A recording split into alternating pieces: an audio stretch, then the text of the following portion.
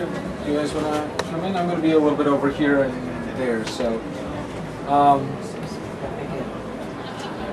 So I'm with Cortexa, as you saw. Jeremy gave you a little brief, and you saw this screen up there for a brief time. This is actually tied directly in through an extender to the Aspen Media server that's up there on the Sharp screen. So it's the same screen he has up there, and we can go and control it. We can put the same audio and video and HD Giants from here as one of those extenders that he talked about. We're separating that out. We're also running on a HP TouchSmart. This is a brand new 25-inch screen. It's you can get it with a TV tuner card built in, so you can actually mount it on the wall and have it not only as your touch screen, you can have it as your as you can watch TV on it. So they have their own interface on there. That's pretty cool. That really kind of gets it away a little bit more from the Windows feel of a computer environment and more into a home environment. It's very interesting, very cool product. What else do we have in here? And the other HP product we have in here is their media server. There's a lot more there's over here as well, but this is a audio, video, and photo distribution media server RAID. It's got multiple drives on it, 1 terabyte. 1 terabyte. There's different configurations also, I believe, that you can go and distribute to 10, I think, PCs throughout the house. So that's that aspect of that. Again, I'm with Cortexa on the home automation. We have lights and motion sensors that can control, and can control the sound feed blinds and drapes from that as well. And again, I think the real benefit of home automation is the future of what you can do, and that it's not necessarily the touchscreen and the interface. It's the automatic programming that you don't necessarily need to go and turn a light on. You know, when the sun goes down outside, you automatically have a light go on, and then when the sun rises again, that light goes off. So you aren't wasting money, additional energy. A better example of that is you can get a solar cell installed outside. So when the sun is shining, then the drapes and the blinds go down. So you don't get that solar load on the house, causing your AC to go up. If you arrive back from a plane, you can have it programmed on a specific day to return to its normal settings. So you're not running the AC at levels you don't need to. Again, you can do that from the iPhone application that I should go through in a second. So this is our existing interface. We have lighting, and we work with a lot of different products. We don't have any of our own proprietary systems. We strictly have a controller and some touchscreens. So in here we have a power line technology, Insteon, going through the network, going through the existing power lines and being read back to our controller from a power module that plugs in and gets that in. So you don't have to drop new wires. There are other technologies. If you have Lutron, or if you have other lighting systems in there, we can integrate with them.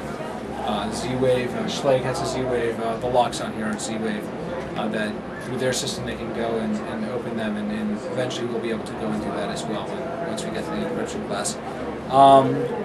Security systems, an existing security system and a contact closure. So if you have your window open, you don't run your AC. So you can save money all through that in different ways, and that's available now and through technologies you already have in there.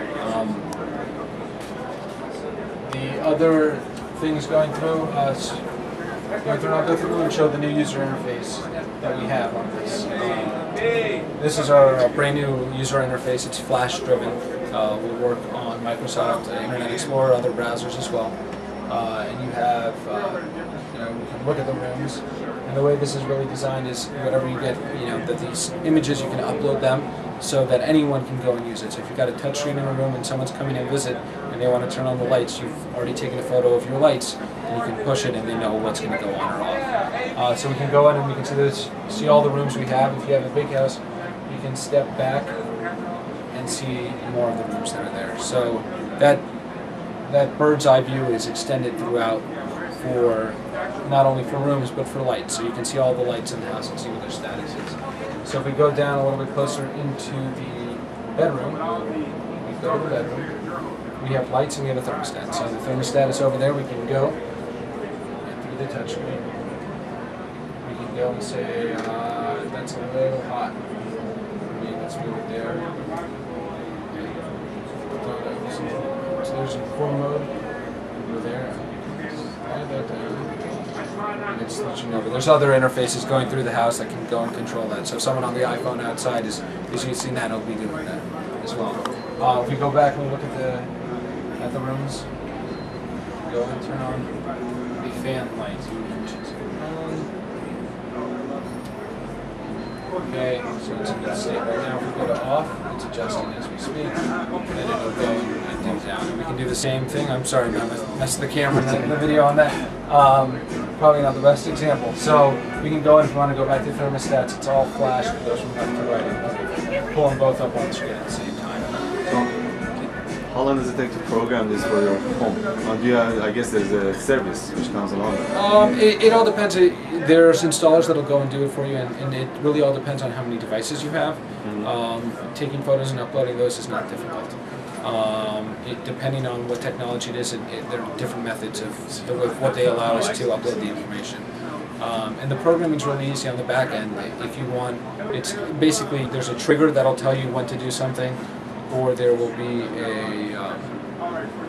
there'll be a trigger to do something, and then just macro as to what you want to do and when you want to do it. So you can put case statements in there saying that if it's after 8 p.m. then don't turn the light off or something like that. You can put that information in there. It's not very difficult. We got in here yesterday, not yesterday, when we first got in, which was 2 days before the show, and we had to go and install the light switches, and the programming really wasn't too bad. So. Is it web? Can you access your home from the web? You can access it from, it's a browser base. If you have a static IP or a dynamic DNS, you can go and access it from there to go and control it. And that's also the iPhone interface. Through that same, if you get off the plane directly from your flight, you can hop on your phone and change what you want to. So if I go back out, we can go in, and again, we're going to get the picture of the house from before, and it's going to show up. Again, this is an image that was uploaded, the same image that would appear on the screen as well. And going through it to the rooms, same bedroom photos. These are thumbnails made a little smaller to work. But we get a little further, and we've got the same exact image that shows up there. And these were taken with an iPhone just to put on and show you what can be done. Going through a little bit more, we can see the fan light. I'm not going to do the fan light for you. And the right sconce, and we will go and grab it.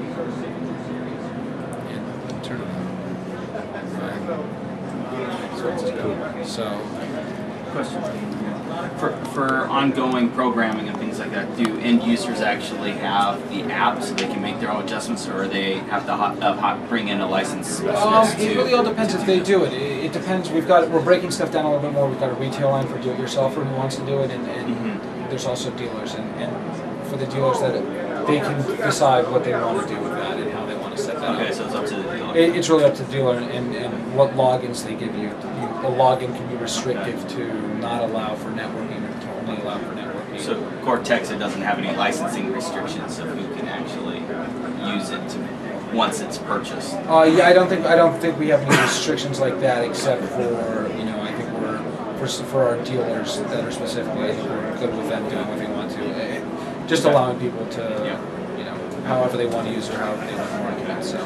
And can you speak to a competitor to any competitor? Like Lifeware or any different? I'm more on the development side of stuff. I'm not really on the comparison. There's someone who's not here that would be better for that in terms of comparison. Okay. As to what's better. I think this new user interface is different. I think we're doing some stuff that really considers the products that haven't been quite developed yet.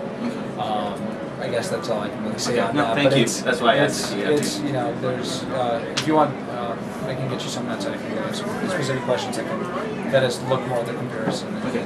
What kind of extender is this? It's actually Xbox. Okay, and you can pull the HG Giants movies that you've downloaded to your server. That's through them. This is all connected. That's not through the Cortex. Right. I understand. Okay. I understand. Okay. But like if we pulled up Media Center on here, I could watch basically a streamed HD movie from the front of the house. Yes. I don't know exactly if it's streamed or if it's sent here and downloaded and done. Okay. Yeah, it's all connected through that one. Can we try it? Try it. I'm not the one to try that. Okay. No, Russ? that's okay. Oh, okay. We've got to go on. I apologize. So that's okay. If you want to, someone else can maybe answer some questions out there. That's cool. I didn't see I was holding up the line. Okay. What is